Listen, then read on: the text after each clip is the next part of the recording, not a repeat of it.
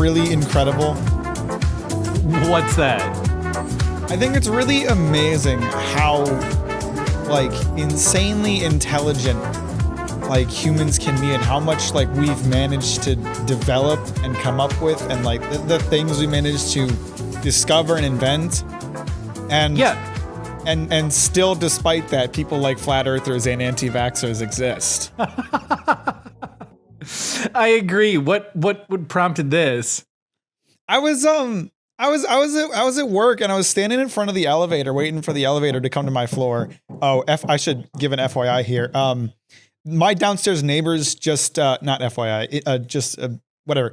My downstairs neighbors recently moved out and there's people downstairs doing work in the unit below me and they're being rather loud about it. So I don't know if that's going to pick up on the microphone, but just in case that's what's going on. Sorry, everybody. There's not really much I can do about that.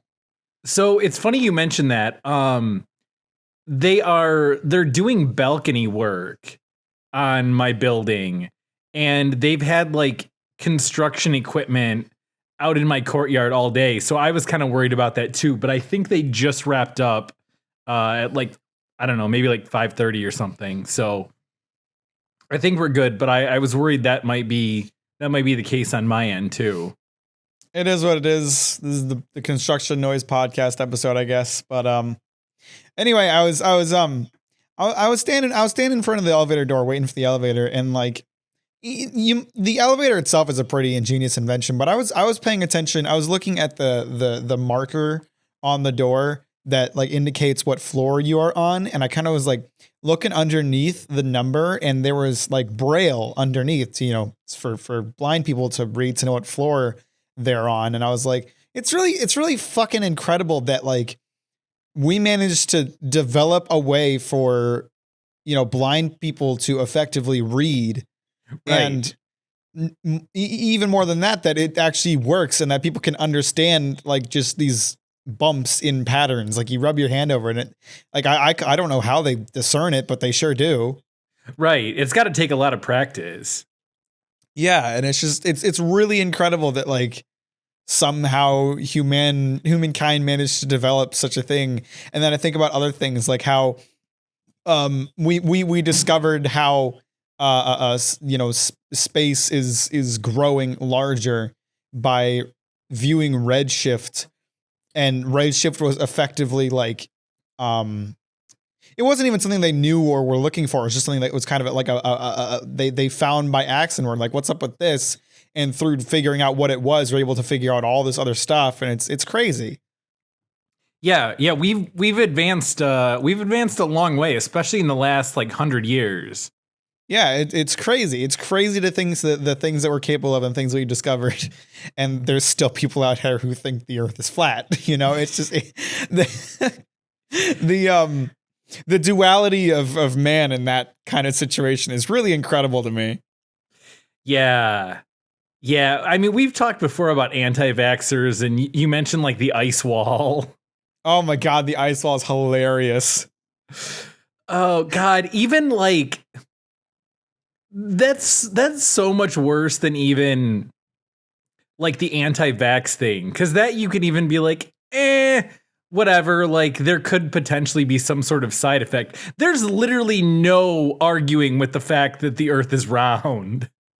It's so fucking absurd to me because these people are willing to believe that there's some grand conspiracy that the government is lying to the people about the facts being presented. Yet they're also willing to believe that there is an ice wall that no one's ever seen, that we have zero proof of, that hides another large section of the Earth that there's absolutely zero proof of it. And they're like, yeah, well, my friend Jim said it was a thing, so it must be.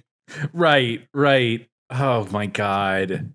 It's like, okay, so Jim said there's an ice wall, but, you know, NASA, an entire fucking organization that has spent billions of dollars on researching space, has endless amounts of proof that you are on a ball. Yeah. And you can't believe that? Yeah, I don't understand people sometimes. Ugh. I swear it's all got to come out of Ohio too. Oh, I'm sure. Oh God, all those trash fuckers in Ohio. Yeah. God damn it. Friendly reminder to our Ohio listeners to stop listening. Yeah, we don't want to hear from you. We don't want you to hear us. Let's just keep it segregated between us and Ohio. Oh yeah, please. Well, what? Happy New Year to everybody. No, that one came out already. Yeah, this is actually welcome to episode 50. That's a pretty cool number. Yeah, the big 50, man. Holy shit. 50. Yeah. Damn. That's crazy shit, man. So how did your I know I checked in for quite a bit of it, but how did your 24-hour live stream end up going? Man, it was great. It was a great live stream. It may have been one of the best ones we've done so far. We only played 4 games throughout the entire thing. We played Jackbox, Borderlands 3, Risk of Rain, and Sea of Thieves. And I don't know, it was just a great time. You know, I was excited to get my friends to play Borderlands 3, and they all seemed to really enjoy it too.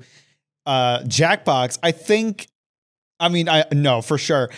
Like this 24-hour live stream's Jackbox session was without a doubt like the best one we've had so far. It was so fun.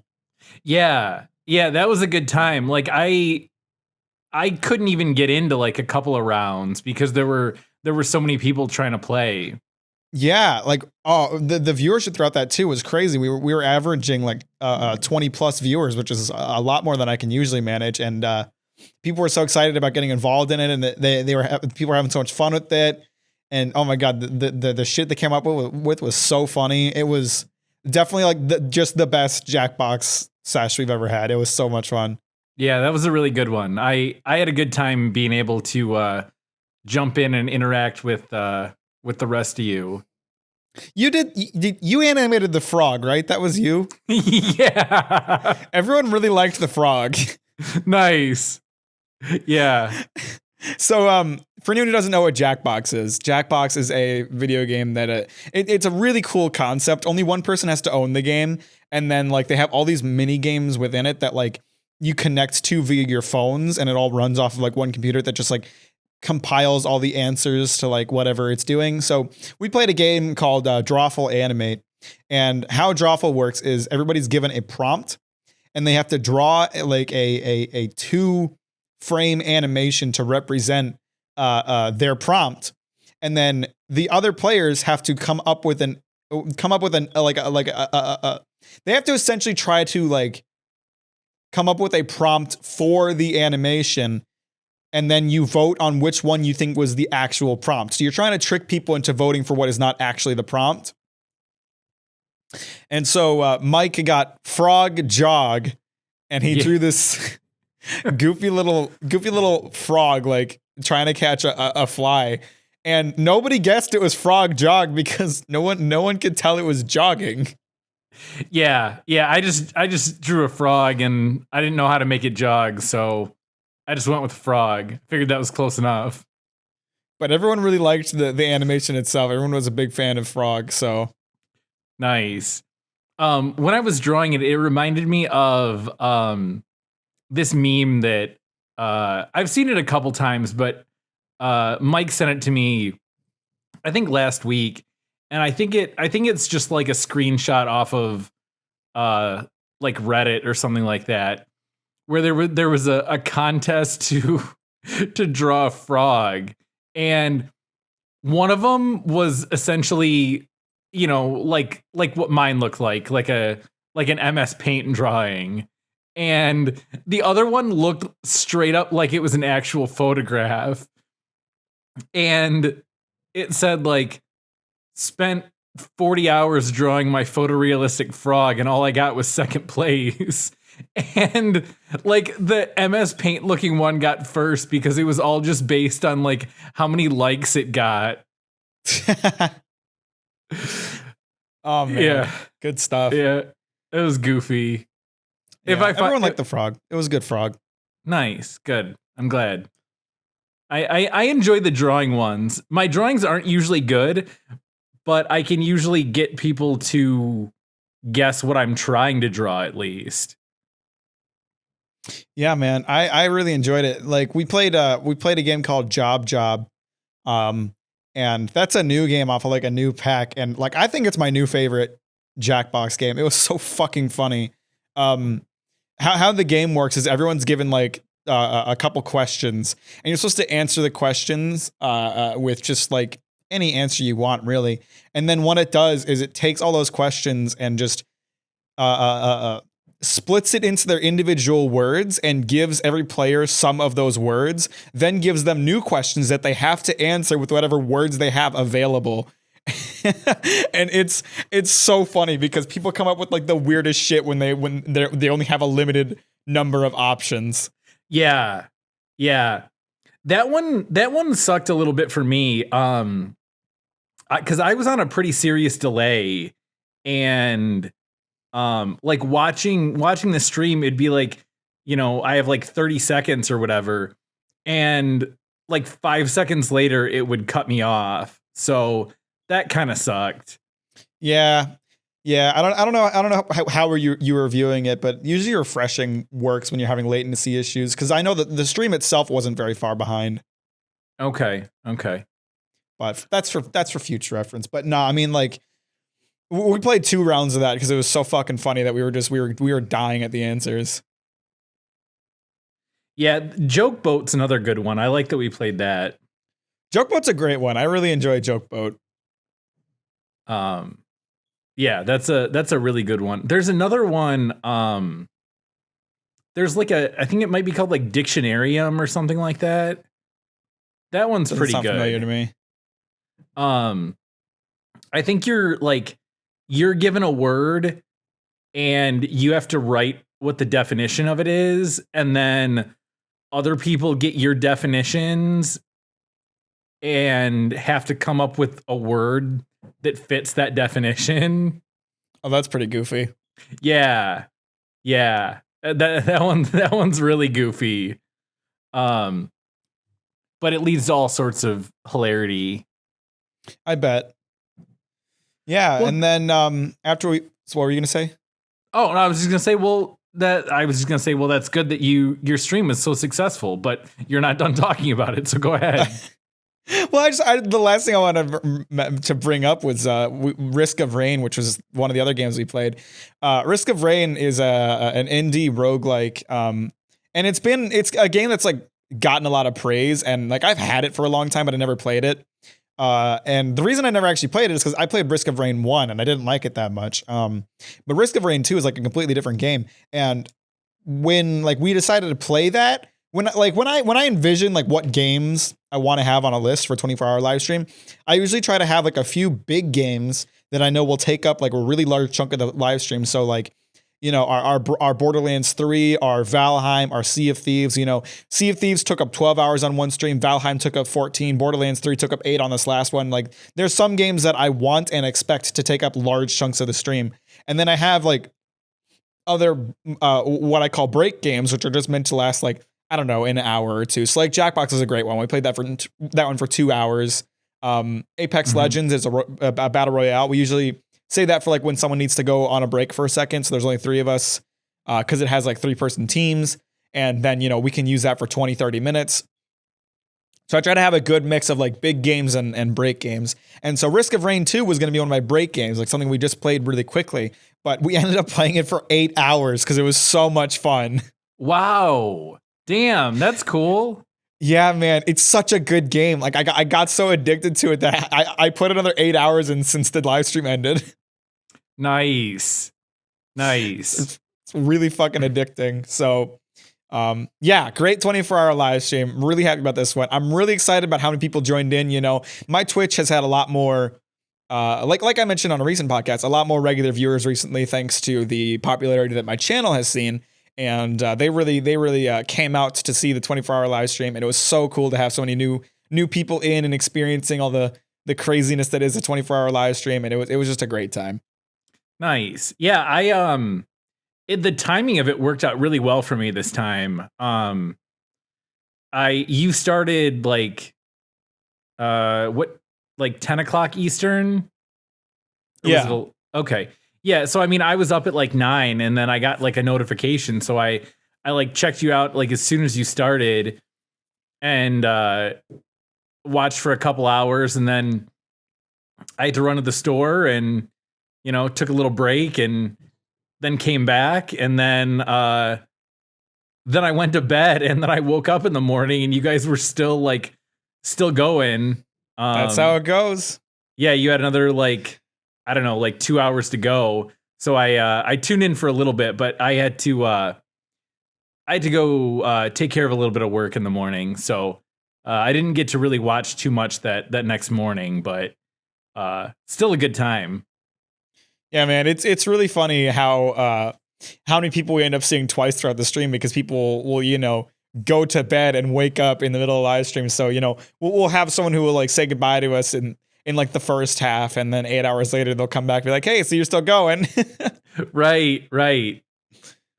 What did you guys do for your food breaks this time? I know you had a sandwich at one point. I had a sandwich, and then I ordered Chipotle, and that fit my last 2 eating breaks. Okay. You didn't mukbang some Taco Bell this time?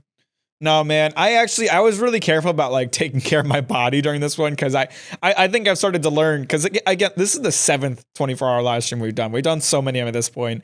I started to learn the kind of effects that it has on me. And like, the first 24-hour live stream, I had a 2-liter of Mountain Dew. I had a cotton candy Faygo. I ate chips with cheese dip as like a meal.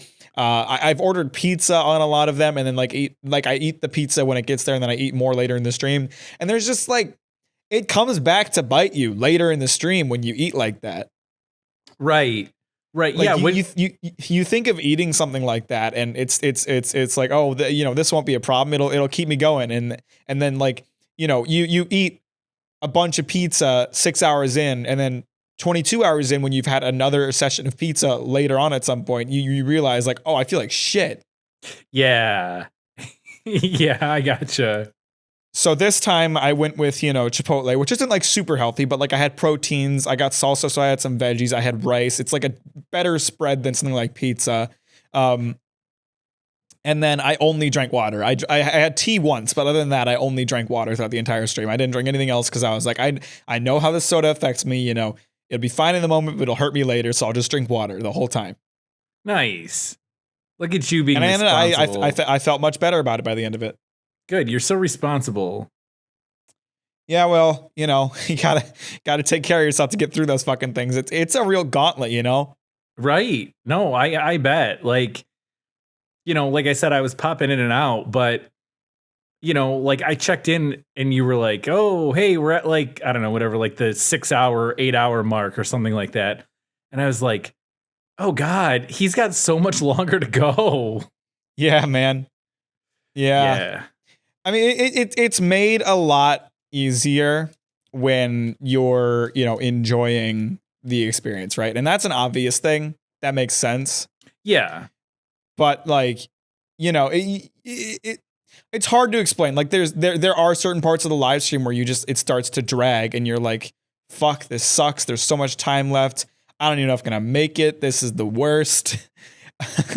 But, with this live stream, and with the past few 24-hour live streams, we've gotten really into a groove of just like not focusing on the time so much and just really enjoying whatever game we're playing. And it makes it so much easier, because you just don't even think about how much time is passing. And it's like the first 12 hours especially tend to go by really fast. And I at this point where our 24-hour streams are at, I don't tend to notice how much time we have left until we start hitting like the 22-hour mark. And by then, like 2 hours is not that much time to kill. It gets pretty easy to get through that. Right. I did like, I think it was probably pretty early. I was pretty active talking when I first joined. But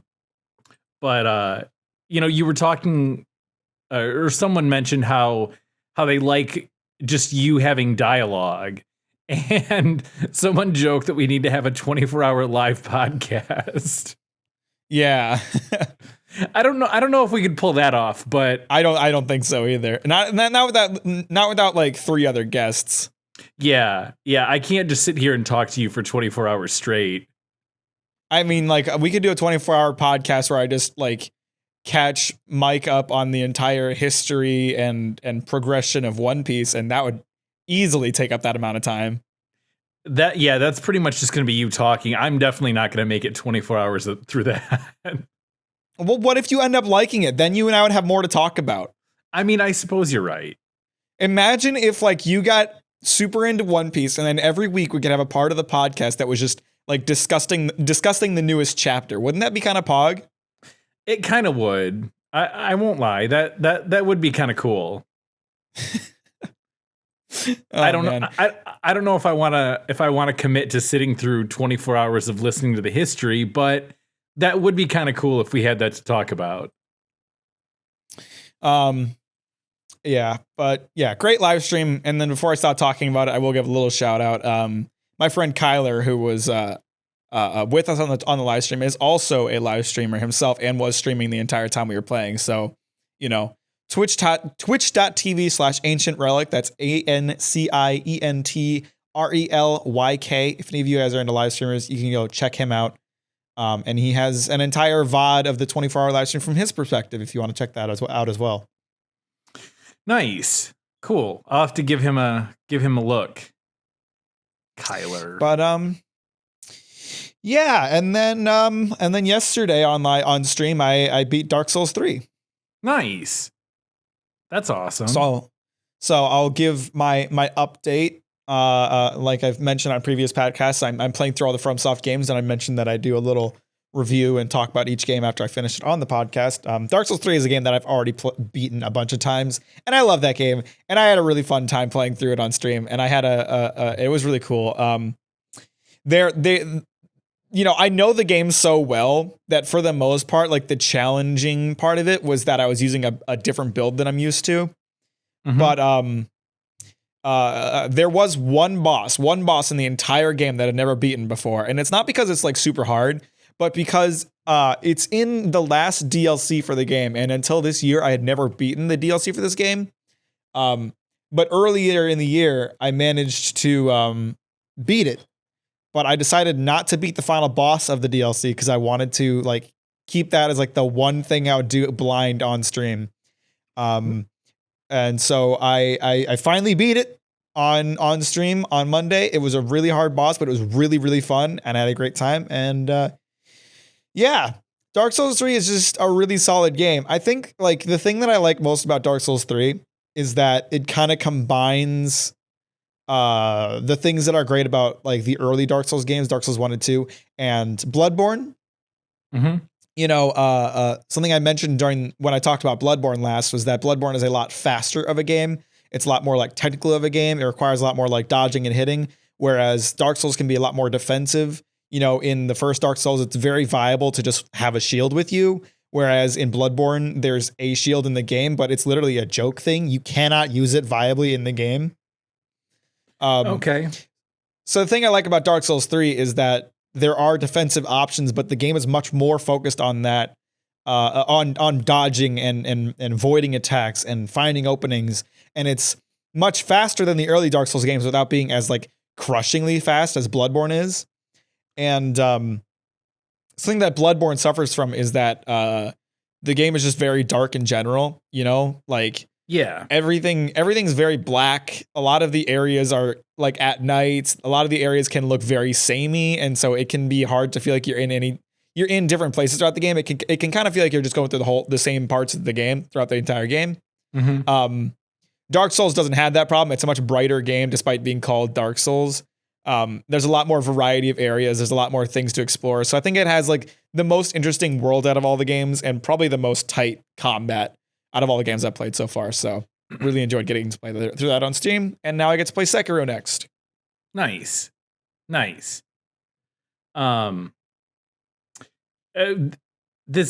got a comment on our last video that came out from Mike, which this isn't really a viable option. But he suggested that we have a meet and greet between us and our listeners.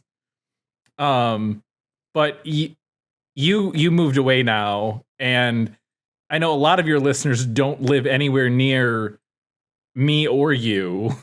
No, many of them don't even live in the United States. I know. Maybe we should try to set up like a Zoom. That would be kind of fun.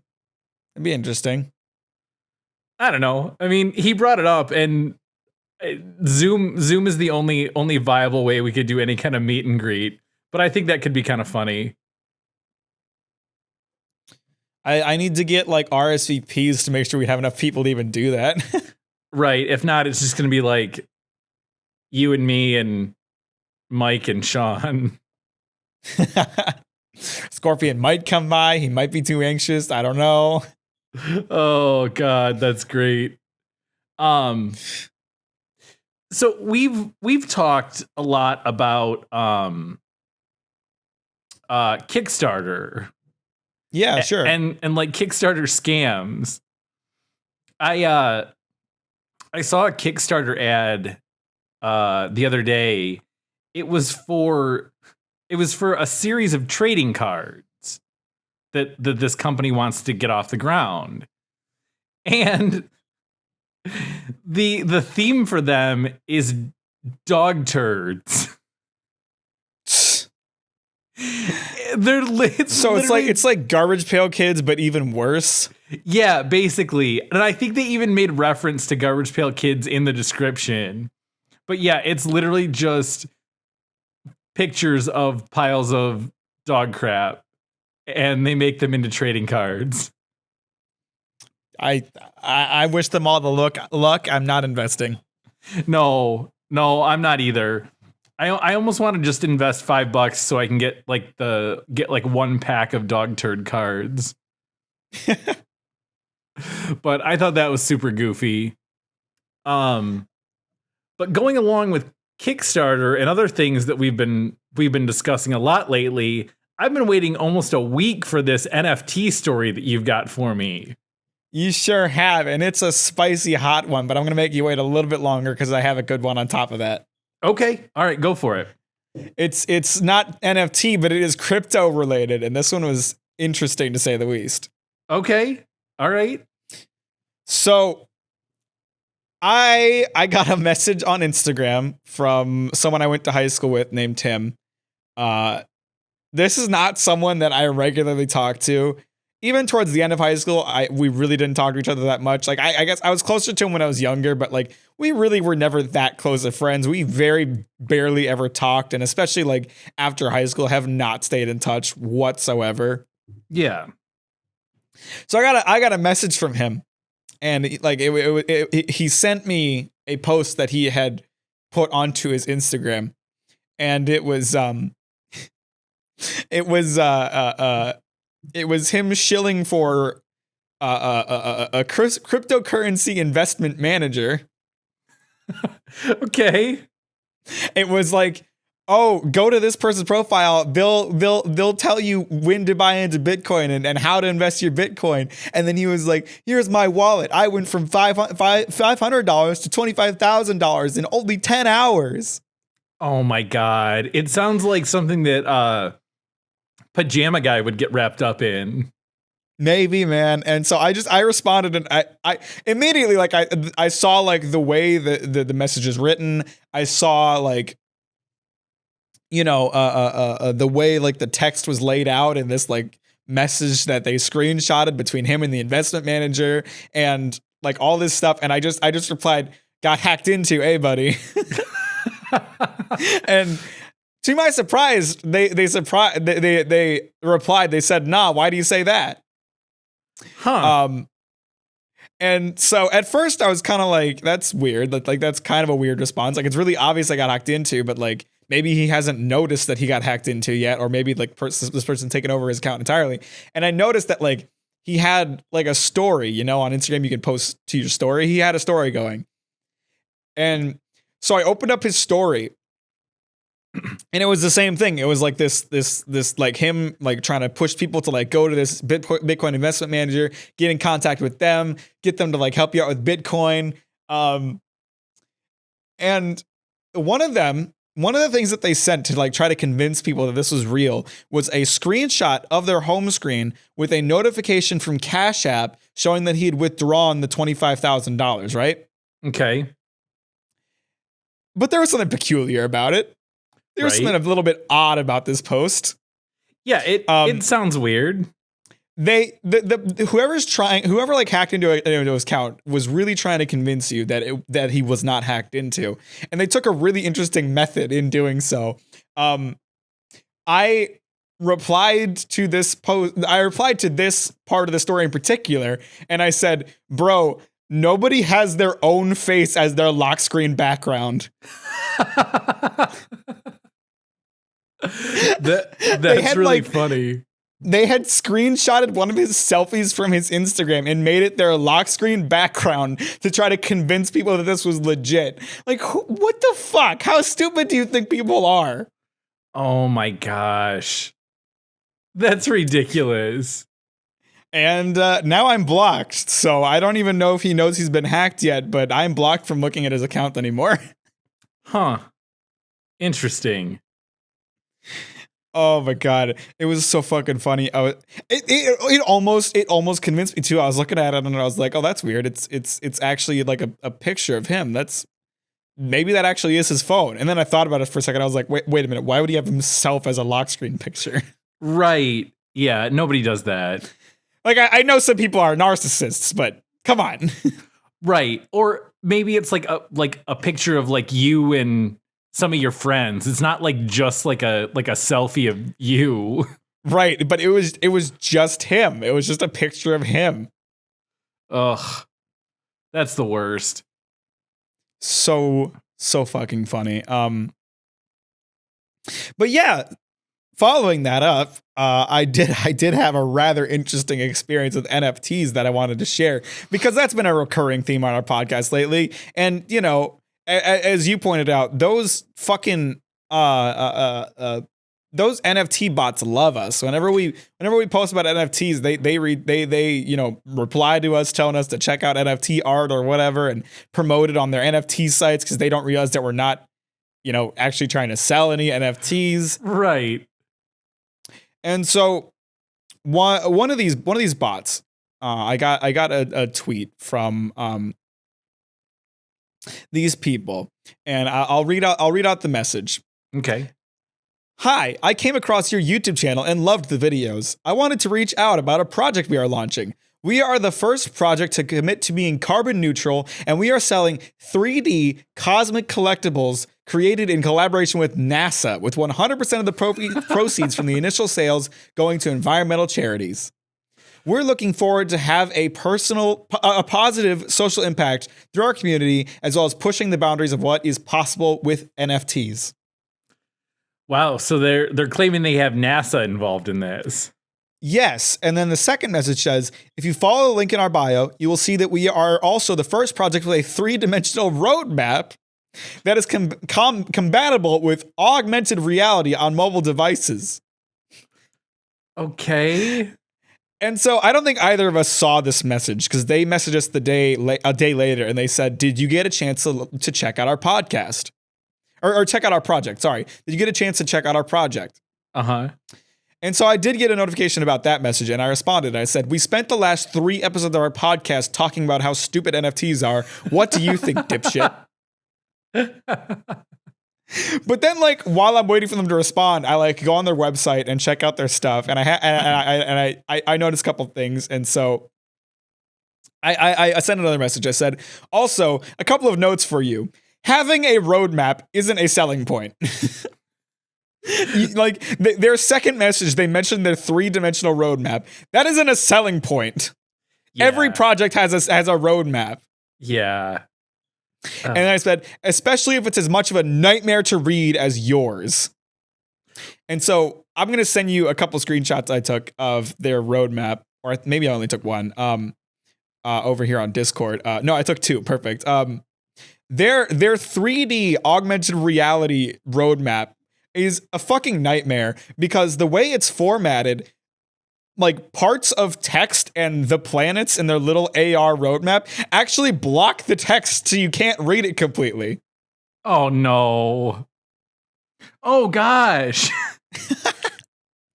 Oh no, that's not what you want. It's so fucking bad. And so like I'm messing around with the controls on this, like trying to like maneuver it so I can try to read the text, but it's situated in a way where it's like impossible to read the entire text without something blocking it. You would have to like move it a little bit more so you could see the last bit of the text and then move it back so you can like read the parts after. Like it just can't be read in its current state. Oh gosh. Well, didn't you screenshot them like the description of the episode? Yeah, no. Okay, so I'll get to that. Okay. So next they respond to those messages, and they said, "I think you may misunderstand our project. You discussed the energy use and carbon footprint of NFTs being a drawback. That is a major thing our project addresses, hence the carbon neutrality pledge." And so immediately I'm thrown off because nowhere in our conversation did I mention or did I criticize energy use. And even like in the episode itself that they're referencing, we didn't talk about energy use. That's nothing we mentioned. We just think NFTs are stupid by like design. Yes, there is an energy use problem with them, but we didn't talk about that at all. And then they said the salient point, I think they meant selling, about our roadmap is that it is three-dimensional, which makes it compatible with AR and interactive. It allows users to see a fraction of the utility that the metaverse will have, unlike a 2D roadmap would. And again, that doesn't address anything at all because number one, it isn't a selling point to have a roadmap. And number two, it's much harder to read than a 2D roadmap. Right. So I respond. I'm assuming at this point that I'm talking to like a bot that's auto replying to things that I'm saying and trying to find keywords to reply to. So I said, "Bruh, this bot sucks. I didn't even use the word energy, much less mention energy use." And then I said, "Having a 3D roadmap doesn't mean anything if it actively makes it harder to engage with. You realize Right. the planets and text in said projection blocks the ability to read your wall of text, right?" Oh. And so they send me a screenshot of our podcast episode, and in the description, which we talked about last episode, I have started using Wikipedia to create descriptions for our podcast. Right. Our description for the episode was the Wikipedia definition of NFTs. And in that description, it says NFTs have drawn criticism with respect to the energy cost and carbon footprint associated with validating blockchain transactions. And so they sent me a screenshot of that with that part highlighted. And I said, "Laugh my fucking ass off, bro. That's a copy pasted from Wikipedia. How dumb are you?" And then I replied to myself, "Never mind. You're trying to sell NFTs. I know exactly how dumb you are." Oh, did they say anything else after that? They did. This actually went on for a little bit. They said, "I appreciate the feedback on the roadmap. Were you viewing it through the website or through AR on your mobile device?" And I said I was viewing it through D's. They didn't reply to that, but at this point I was kind of thinking like I'm going to be telling this story on the podcast. I kind of want a little more to work with here, and so I said, "Have you run other NFT campaigns before this one? Also, what proof can you provide that NASA is in any way involved?" And after them not replying for a while, I said, "Come on, bro. I know I clowned on you a bit, but give me a little intel here." Right. And this is how he responded. And I don't know what this means. "Our mission control team has experience in digital media and Web3. Their professional experience ranges from aerospace engineering to project management." So in other words, they didn't mention anything about working on NFTs before this. Right. And then this part I thought was great. "The extent of our partnership with NASA is pending, but we are legally obligated to disclose that the project is in collaboration with NASA." And so immediately that's complete bullshit. Right. Oh my God.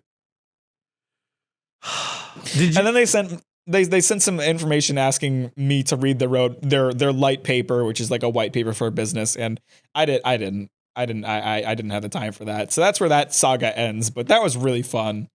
You didn't end up fully dropping a D's nuts on them though, did you?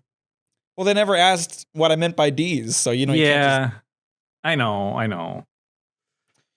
But that was a really fun conversation. It was a really good time. I'm obviously not going to name them or their organization because it's a fucking scam. Obviously they're not involved with NASA at all. It doesn't even seem to be working very well. They haven't gotten that much traction on their Twitter.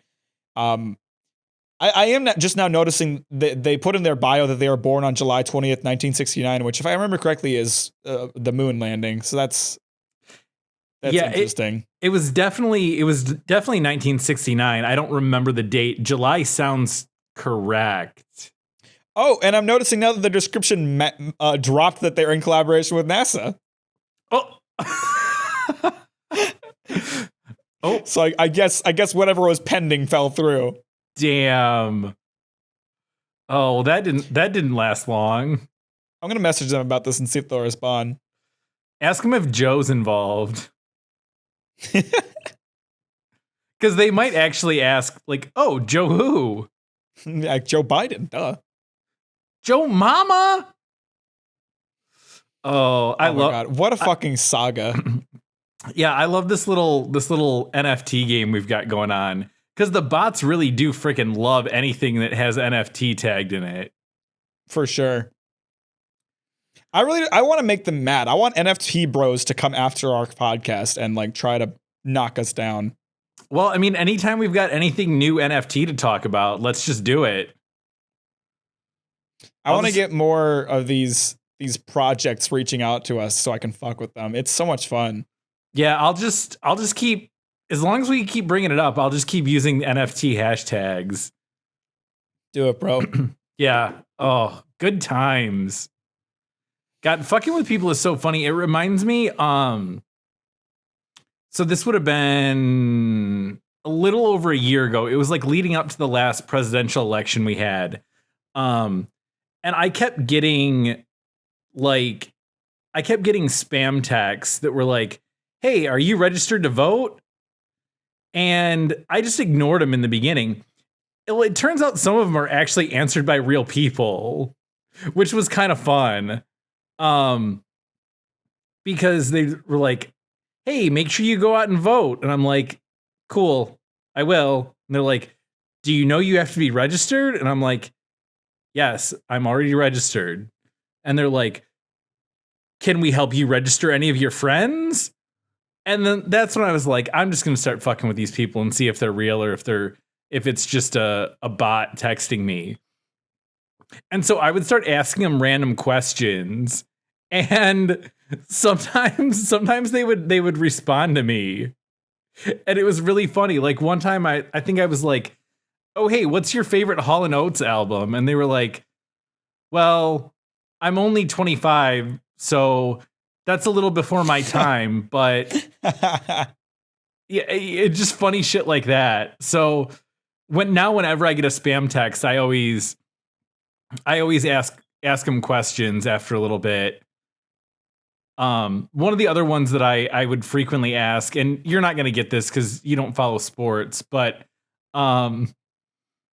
there was a hockey player who he played for the Red Wings and for the Chicago Blackhawks.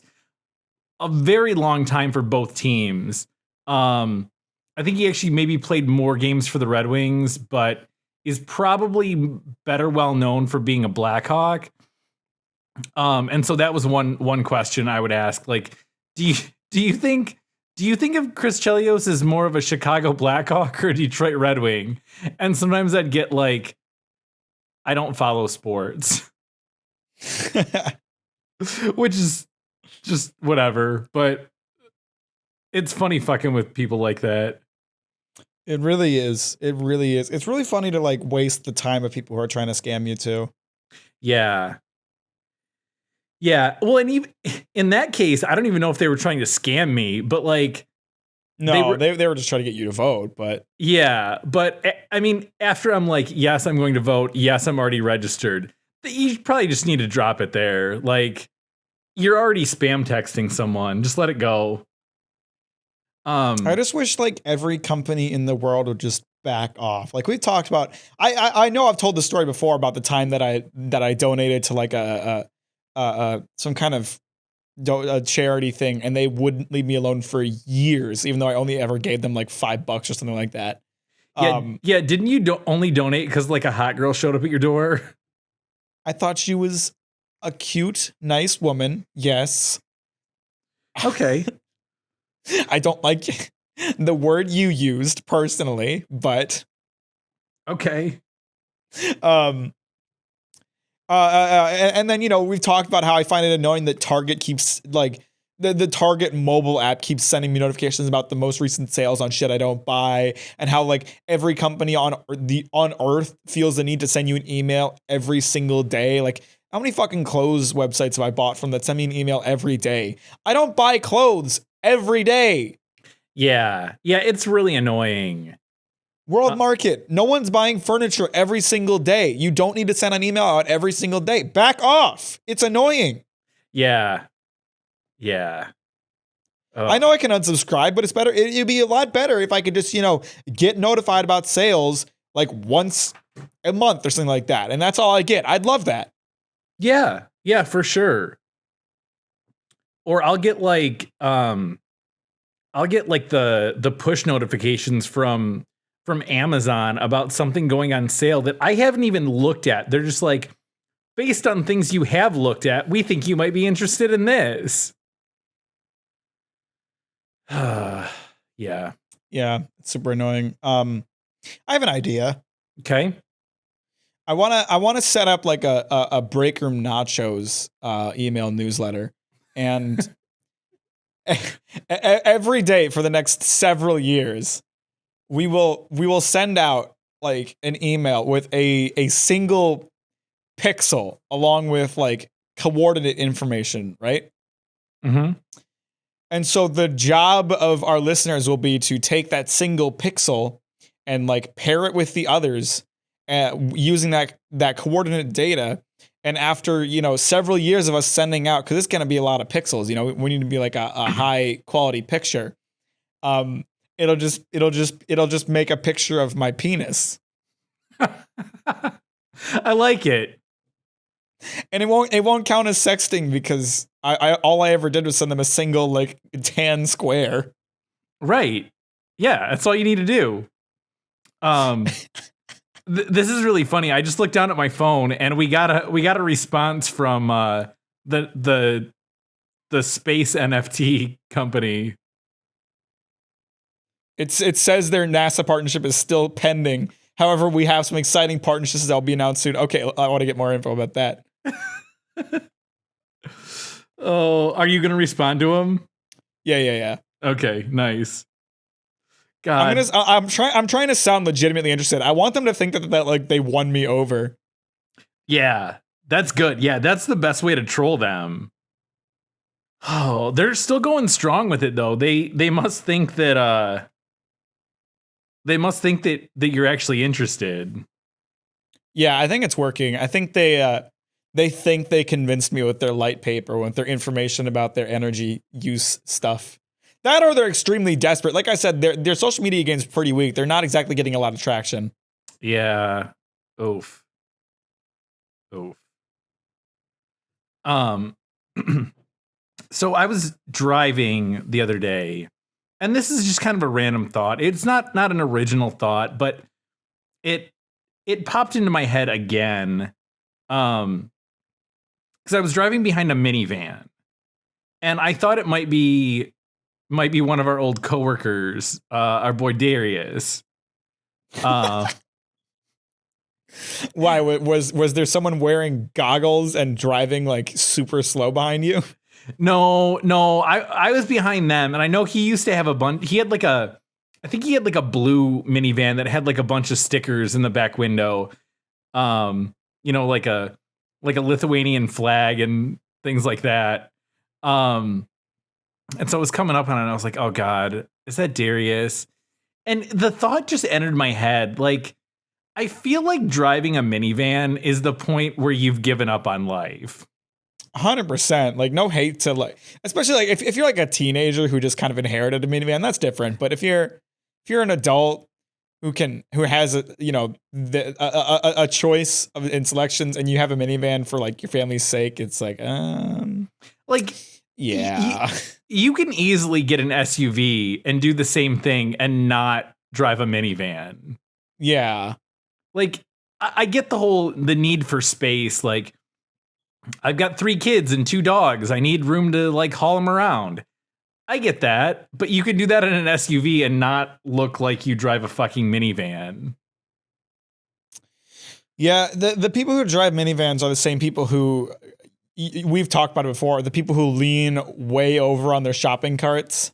Yep. Yeah. The people who use their shopping carts like walkers. Yeah. They might also wear Crocs too. That's specific, but okay. I'm really not a fan of Crocs. I don't think anybody is. Oh, they were the shit when I was a kid, though. I got a friend on Facebook. Her whole family, they're like big into Crocs. Like, she'll post. It's a very like old white people and their kids on a summer vacation kind of thing. Yeah, except, I mean, she's not that old. Like, she's like my age. It's like her and her husband and her two like tween kids. Maybe they're not tweens. Maybe they're like 10. I don't know what's considered a tween. I think they're probably about 10. But like, she'll always post pictures of like when they get new like I don't even know what you call them. They're like little like bling, like little pins that you stick into your Crocs to like. Yeah, I was gonna talk about those. Those were like a status symbol when I was a kid. Like the more of them you had, the better. Damn. Did you have a pair of Crocs? I did. I had a pair of Crocs and I had a ton of those little things. Nice. I mean, Crocs definitely had their period of popularity. It was popular with younger kids around my age when like they first became a thing, and they quickly fell out of fashion.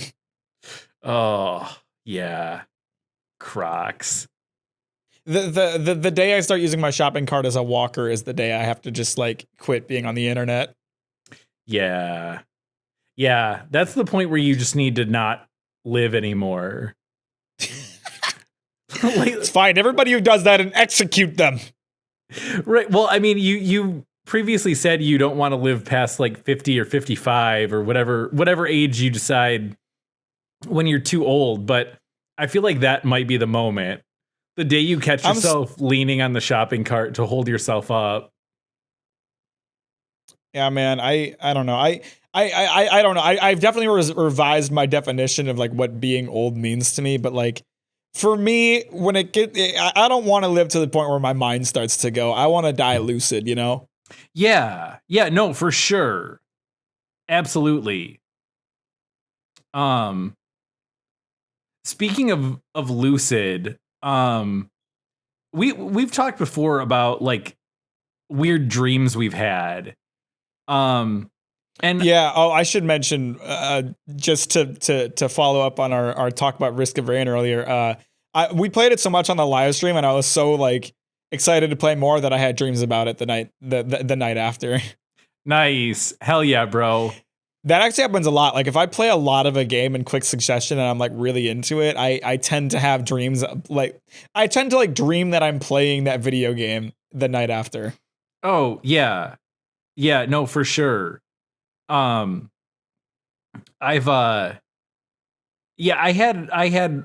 don't remember it. I wish I would have written it down because I just remember like the general theme of what happened. But I brought up before how I have a reoccurring dream of people just talking very loudly at me, and I don't like it. And that happened. That's a weird one. That definitely happened again, but I don't remember enough to remember who it was. I just remember waking up and maybe I remembered at the time, but then like fell back asleep. And by the time I like got up for good, all I could remember was like that feeling that I don't like having after I have those dreams. Yeah, I get you, man. That sucks. I'm sorry to hear that. Yeah. So that happened. Yeah, but I definitely incorporate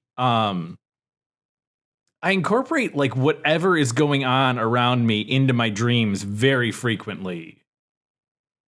This was a couple weeks ago. I was talking to a friend of mine, and I was also happened to be making a Stouffer's lasagna, which if you've ever made those, they take like an hour plus in the oven to make. They take forever.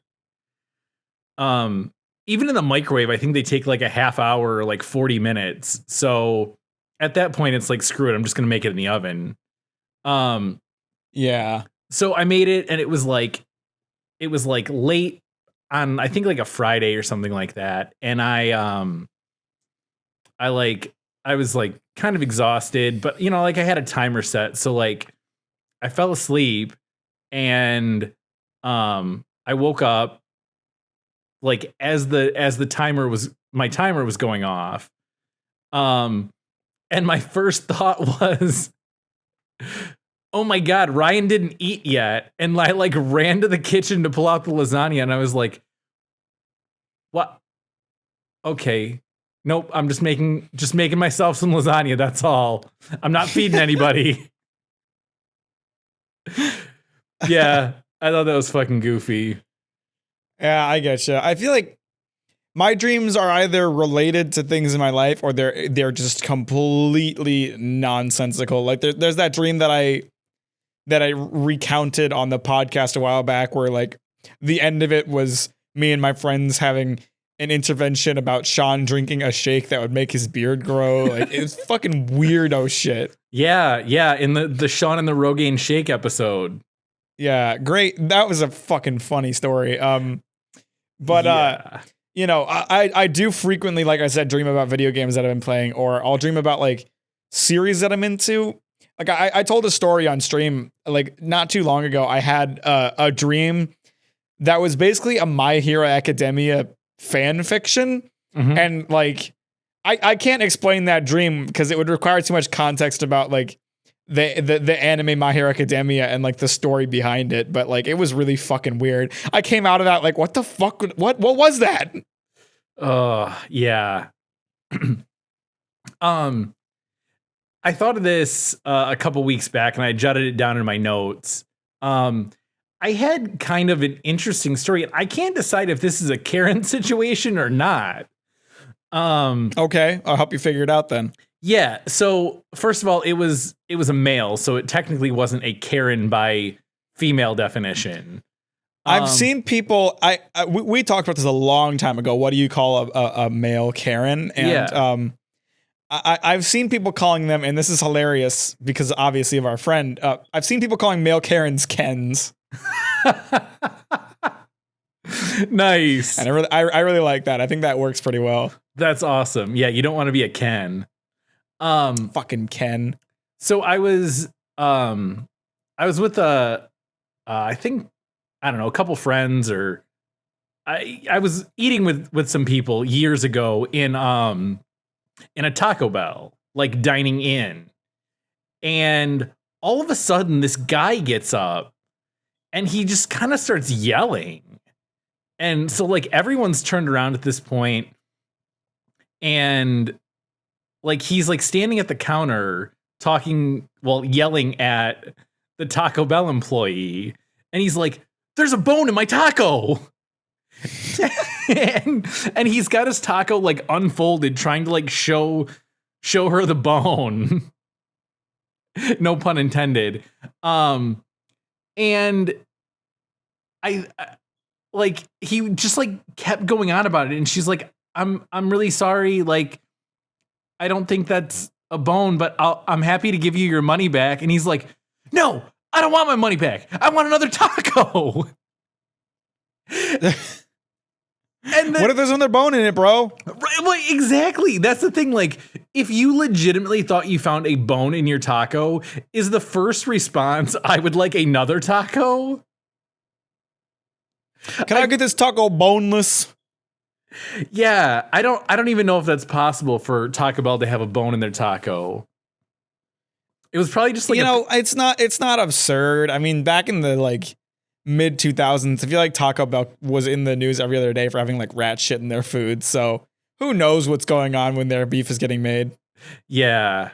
I just thought it was funny how upset the dude got, and then she was like, "Okay, I'll give you your money back." And then he just yelled at how he just wanted another taco. Oh. We got another response from Space NFT. Oh shit! Hang on. So I asked them if there was any information they could share, and they said not yet. Things move quickly in the NFT space, so stay tuned. What a fucking dirty liar.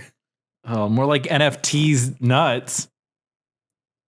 All right, well, with that, thank you for listening to episode 50 of the Breakroom Nachos Podcast. That's a big number. 50, man.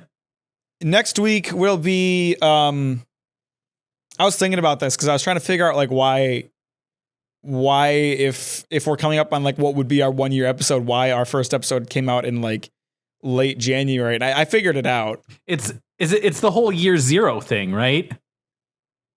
What? No. Well, like, okay, go ahead. It's because I actually forgot that we did this. We backlogged a couple episodes before we uploaded the first one. Oh, gotcha. And then we used up those backlogged episodes. So like that first episode, though it came out at the end of January, would have been recorded around the same time we'll be recording next week's episode.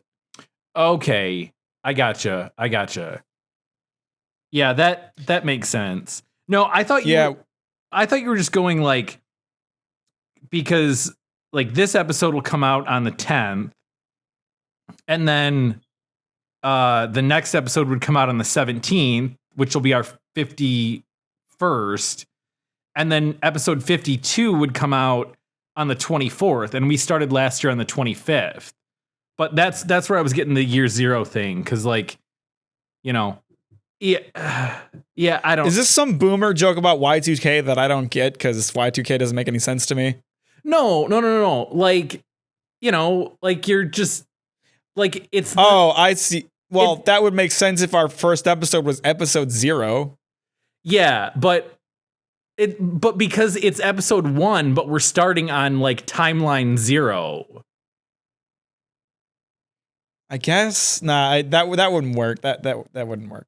I think that's the reason. No, pretty sure it isn't. Pretty sure it's because we backlogged episodes. But we didn't put out more than one in a week.